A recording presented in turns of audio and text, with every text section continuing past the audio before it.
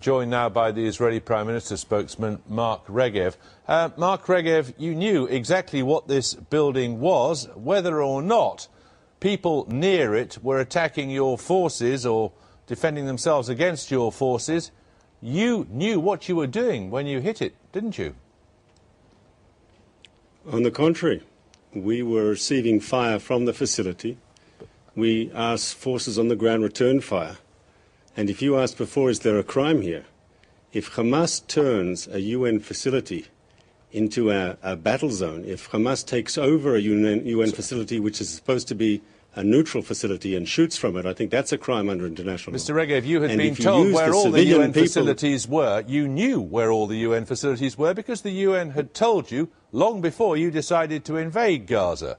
Now, I put it to you, that's correct. Even if it had been the case that there were people nearby who were engaged in any kind of military action, you knew what the consequences could be, that a UN building, at the very least, you perhaps didn't know how many people were inside it, that a UN building would be hit.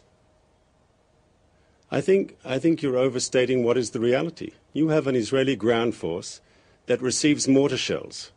Israel, the soldiers on the ground, as I think British or American or Canadian troops would do the same, they're under attack, they return fire to who's shooting at them.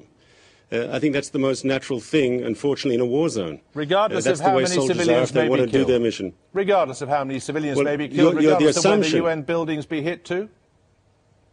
The assumption behind your question, I think, is highly questionable. Did they know there were, in fact, civilians on the other side? And here I'd like to get to your question about war crimes. They knew there was. I haven't asked you a question about. No, I'm not asking your question is. I'm not asking you a question about war crimes, Mr. Regev. I'm asking you very clearly about the sort of conditions and rules under which your soldiers operate. You were told this was a UN facility. Have you heard of the concept of fog of war? There is a fog of war. There is a combat situation. People are in the mud fighting in a combat zone, and someone is shooting at them.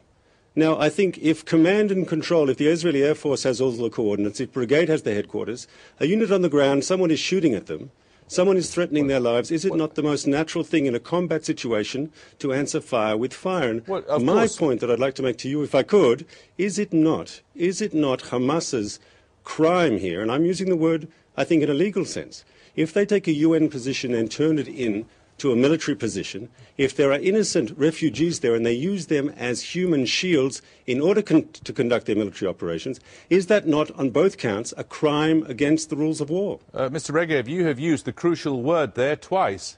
If. You don't know, and I don't know whether that is... No, you don't. No, we do. Our initial reporting... No, hang on. Someone has told you, and somebody has told the UN, and they state they don't know whether there was anyone like acting as you say. If is the key word here. You would therefore presumably support, would you, an independent inquiry into precisely how this tragedy occurred? First of all, we're conducting our own inquiry, and the information we're receiving is very clear. An independent inquiry. Can I also tell you something? Our intelligence services say that Hamas has conducted here a deliberate cover-up. We have the names of two particular Hamas military operatives who were killed in our counterstrike, and they've suddenly vanished. They're not amongst the victims, though we know they're dead, and we know that Hamas knows they're dead. In other words, Hamas was doing something here that is against all the rules of law, all the rules of war, sorry, and they've deliberately done a cover-up. And if you ask me about an inquiry, how does one really do an objective inquiry in a situation where Hamas controls the ground? If you don't mind me saying, it's like a BBC reporter walking down the street in Pyongyang, North Korea, and asking people, do they like President Kim? Okay. How are you going to get independent information when Hamas runs the ground there? People won't say they were Hamas soldiers. Mr. Regev, thank you. Thank you.